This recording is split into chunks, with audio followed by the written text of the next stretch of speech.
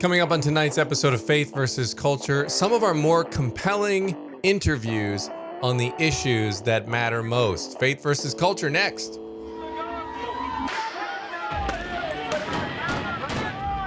have sex before you marry is a bad idea. Don't tell me there's no such thing as gun violence. That just depends on your definition of when life begins.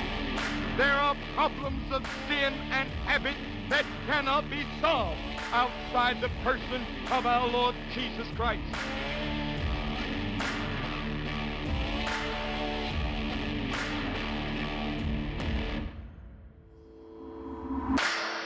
Welcome to Faith versus Culture. I am extremely excited today. I'm joined by Goins-Phillips, and we have with us one of my favorite authors, Eric Metaxas. Eric, how you doing today?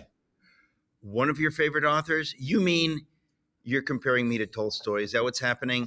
I'm gonna let it go. That's what's happening. Thank you very much. Well, look, we've got to start here because, and I know you're probably tired of hearing me say this every time we talk, but I look at your career. You have done hard-hitting commentary on politics. You've written for VeggieTales. You've done New York Times best-selling books. I mean, you've done a range of work. It's a really eclectic career. What is it that inspires all of those sort of different things that you do so well? That's very kind of you, honestly, even to notice. And I think I've always been eclectic. I've always been broad. I've had broad interests. And I think early on in my career, people said, Eric, you have to choose.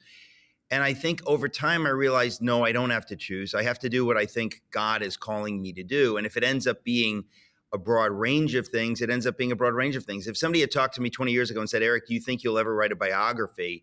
I would have emphatically said no. I don't see myself writing biographies. I thought I would write novels. I thought I would do all kinds of things.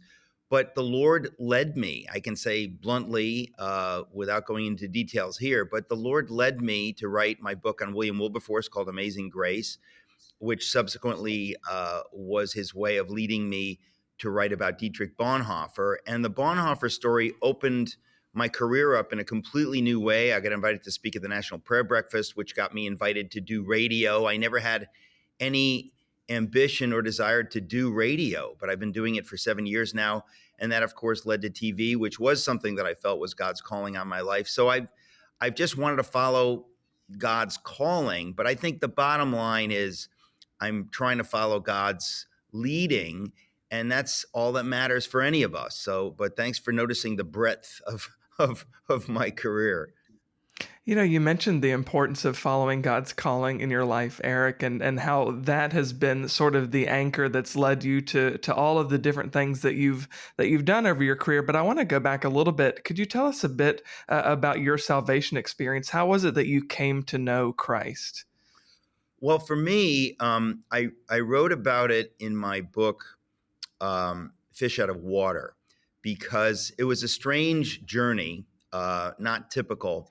I was raised in the church, you could say, but it was the Greek Orthodox Church. So it was very cultural and ethnic, and the penny didn't drop, so to speak, for me. I was just going through the motions the way a lot of people do with church experience.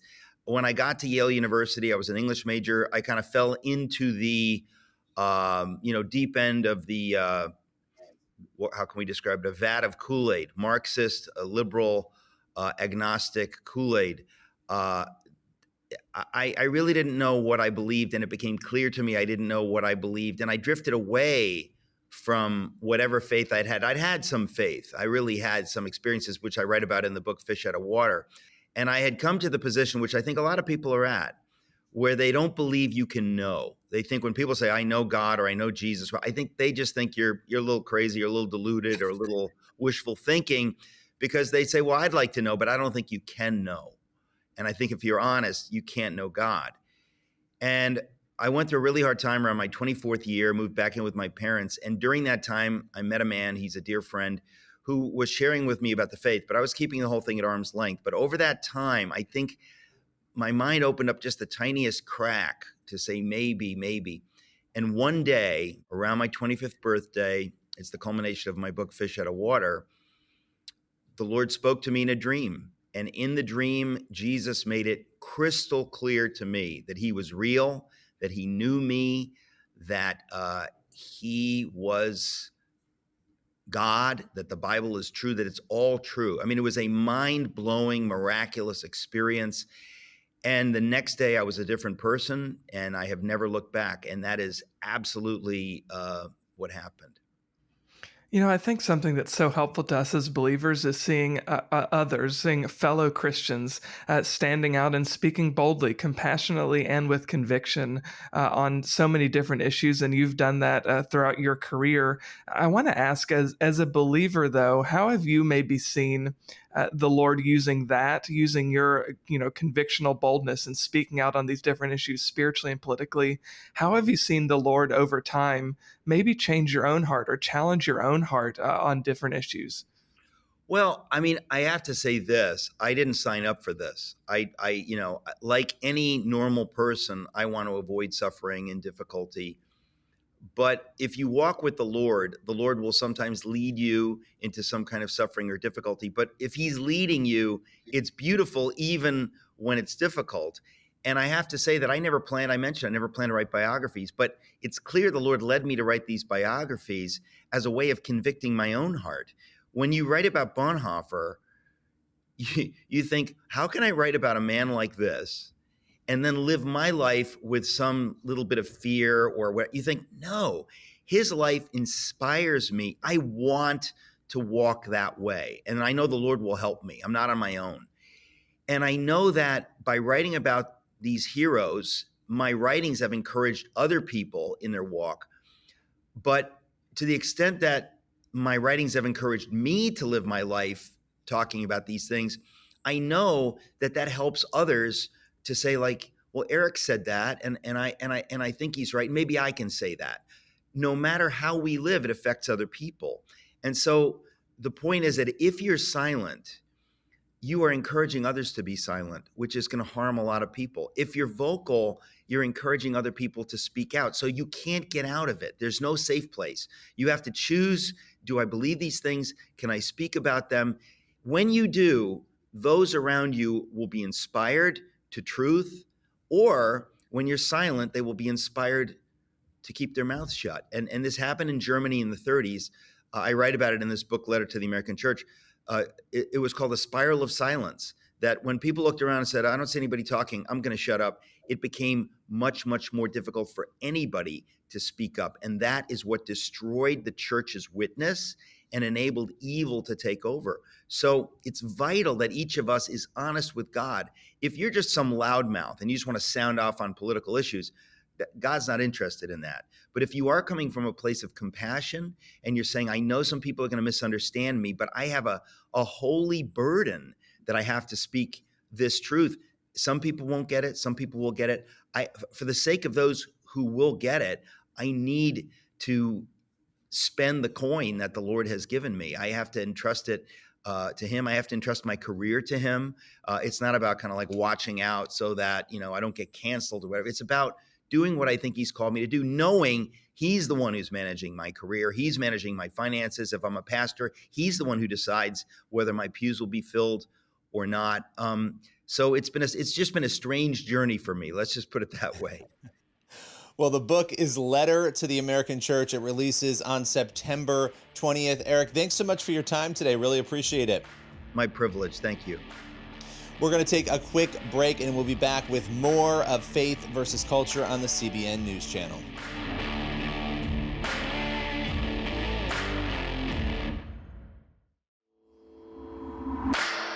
We are having one of my favorite authors on the show today. And I got to tell you, I don't think there's anybody around today that has had a bigger impact in the contemporary sense on Christian literature. We're going to be having on Jerry Jenkins in just a moment. And, if you're not familiar, which I'm sure you are, Left Behind, that entire book series. He's had like over 200 books, but his most recent book is The Chosen, Come and See. It's book 2, it's a novel based on The Chosen season 2. So Jerry, welcome to the show today. Well, thanks for having me. It's great to be with you. I have a lot to ask you, but, you have done a multitude of books, obviously. What has it been like as a writer to be, a person who has had such a profound impact on believers in their faith? Well, I feel blessed, and I don't want to sound falsely modest, but I truly believe that I'm mono gifted. I don't sing or dance or preach. Writing is what I do. And ironically, I was never called to write. I've been a professional writer since I was 14. I was a sports writer for a local paper, stringing for them, for covering high school games and that type of thing. So I've been getting paid for this my whole life. But at about age 16, I felt called to full-time Christian service. And I thought I was going to have to give up the sports writing and study to be a missionary or a pastor. And a counselor told me, she said, don't be too quick to give up the writing, because it may be what you use as a vehicle to fulfill this call, because God often equips us before he calls us. So that has changed my whole view of writing and success and everything. I obey simply by writing, and what happens to what I write after that is out of my hands anyway. I just wanted to touch on what you think of the state of Christian storytelling. There's a lot of conversation about Christians and how they produce movies and television and books and how they compare to culture at large. What's your take on all of that conversation? Well, it's an interesting conversation, and it's important. And the idea of the number of books I've done, my son Dallas teases me that he's pretty sure I've written more books now than I've ever read. That could be the case, but Christian writers are often criticized for being cliched or old-fashioned or out of touch, and I don't think that's true anymore. I think there's an awful lot of writers in my orbit who are writing gritty, real-life stuff, and trying to tell the truth and do it in a way that engages readers. My goal has always been to acknowledge where my readers are coming from. In fact, I think that's one of the successes of Left Behind, was that you start with a Christian minister's idea and a Christian writer's take on it, and it's about the rapture, the end of the world, Jesus coming to take people to heaven. And in the first chapter, this happens. And so the idea that this would cross over to the general market and become a New York Times bestseller, 7 of those debuted at number 1 on the New York Times bestseller list. I think the reason for that was that by the time that you finish the end of the first chapter, the believers are gone, the true believers. And so the people who are left you can't put Christian cliches in their mouths. They may be saying, this is what my wife was telling me about, or this is what I heard about one time, but they're saying it in their own language. And I tried to infuse Left Behind with what I call credible, skeptical characters. Not everybody becomes a believer. Not everybody's convinced. They say, if this is of God, why would he do this? Why all this chaos? And how does this make any sense? And that's where readers are. And we heard from so many readers who said, I saw myself in this book. And we even had atheists telling other atheists, you can skip over the religious parts, you'll enjoy the story anyway. But many came to faith through that.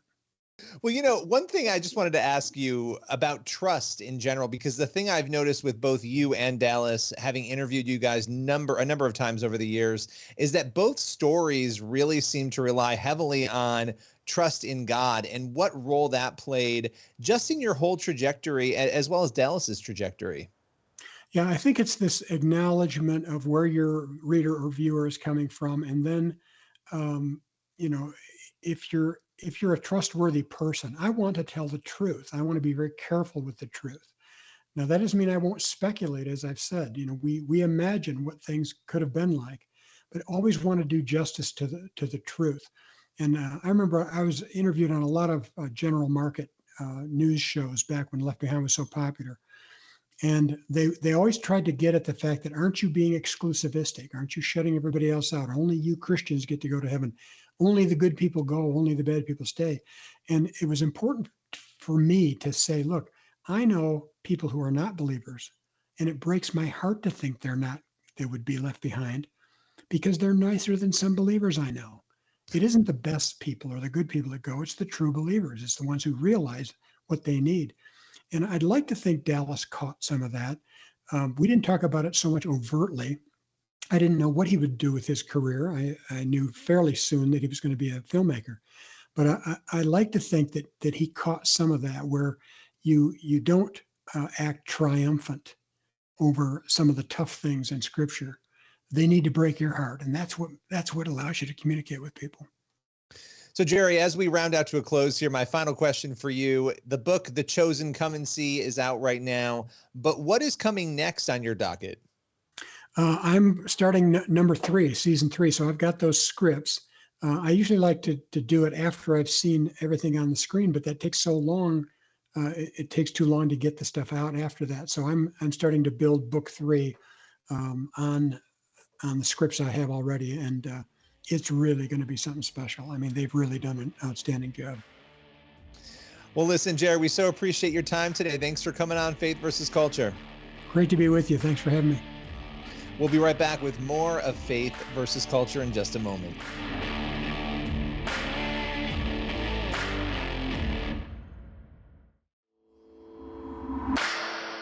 Well, hello and welcome to this episode of Faith versus Culture right here on the CBN News Channel. My name is Dan Andros, joined as always by Billy Hallowell. Going to have a good conversation today, Billy, talking about how Christianity and Christian views are perceived in America now. We used to sort of be in the catbird seat, and it was easy peasy for the most part. You know, you could safely have Christian views and really not worry about any repercussions of that. But that's changing, isn't it? It is. Yeah. I mean, you're even seeing the majority of Americans say that they think Christians and Christianity are sort of under attack, right? And so it's transforming pretty quickly. And I think that claim that Christians were, senselessly complaining about this is starting to evaporate. Without further ado, I want to bring in our guest today, Sophia Nelson, author of Be the One You Need, 21 Life Lessons I Learned While Taking Care of Everyone But Me. Sophia, thanks for being here. Thank you for having me. It's a pleasure, and I love the show. All right. And I mean, you've had some experience with this. Why don't you tell us a little bit about what's happened in your life? Well, you guys had me on last fall. Billy did a segment when all what broke loose on my college campus here in Virginia at Christopher Newport University. It was in the height of our gubernatorial elections here in the Commonwealth of Virginia. Faith and the viewpoints of parents and the rights of parents was the number one issue in our election in Virginia. And I happen to be following DC comic books. I love them, as does everybody. And on October 11th, last fall, they announced on National Coming Out Day. I had no idea it was National Coming Out Day. I wouldn't. But at the end of the day, they announced that they were going to have a new superhero, and that superhero was going to be Superman and Lois Lane's son, who is a boy, and he was going to be bisexual and have a boyfriend who had pink hair. And in this image that they released on social media, they admitted they wanted to be provocative. It had the one boy with pink hair, the other Superman-like character was grabbing him to forcefully kiss him. And I immediately caught my attention. I said, oh, wait, time out. What about Christian parents here? What if their kids are reading comic books and they might not want them to be exposed to this? Why did I say that? I really asked the question. It's the gospel truth. You can Google this. It's all out there. And it went downhill from there. A openly gay bisexual professor on my campus took my private tweet that was on my public feed. And under the First Amendment, that is protected speech. My employer has no right to chastise me for it or check me for it. It had nothing to do with my job or teaching, and she brought it into the university. She began petitions. She got a whole department. She went on a rant and pulled in people. Then the students started. I was protested. There was a petition to remove me. I ultimately lost my position. Over asking a question about parents' rights in an election that Glenn Youngkin won in Virginia on this exact issue. So go figure that. What was it like for you? So you put this tweet out, you send it, all of this chaos happens. What were you feeling in the midst of that? Because that's a lot of pressure to come down on somebody, especially somebody who's public and in a position that you're in. Yeah, I felt two things. One, as soon as I found out that there was this upset with students, I was kind of ignoring the faculty who was being a rabble rouser and a troublemaker and saying all kind of unkind things about my faith. I'm a homophobe, I'm this, I'm that. I apologize publicly to my kids because I am a good professor. I love my students. I have all kind of students. And I first apologized in a sense, not that I think what I said was wrong, but if I've hurt kids, I want to talk about it. So that was my first thing. And then the second thing that I felt was it was horrible that in academia, where we are supposed to be the textbook definition of academic freedom, open dialogue, discussion, and debate, if we can't talk about this on a college campus, a public university, not a private one, not a religious one, but a public university, and I'm going to be beat up like this and destroyed like this, be silent and silenced, and be told that I'm hateful and everybody's talking but me. It was ugly. It was hurtful. It did a lot of emotional distress. I was having major surgery at the time, the day they protested me. You can't make this stuff up. It was rough, Billy. I'm not going to lie. It was rough on me, on my family. It was unbelievably bad to be attacked like that in such a public way. And you can't defend yourself. It's just, there's no defending yourself. It is what it is. Sophia, some final thoughts here before we head out. Stand your ground. Always be respectful. Always operate in love. But the moment is now for us to speak. We have rights too. We have the same rights as every other citizen to be heard, to be at the table of discourse and dialogue. And don't be afraid of that. And I think that the most important thing, particularly in academia, for my fellow Christian professors and otherwise on secular campuses, don't just back down. Talk to your students, engage them, open dialogue, challenge them to rise higher because they really want to be challenged. They don't want to be coddled and spoken down to and treated like they're babies. They're adults, and we need to engage them on that level. Those are my final thoughts. All right. Sophia, thank you so much for being here. We appreciate the time, and we'll talk to you soon. Yes, thank you so much again for having me.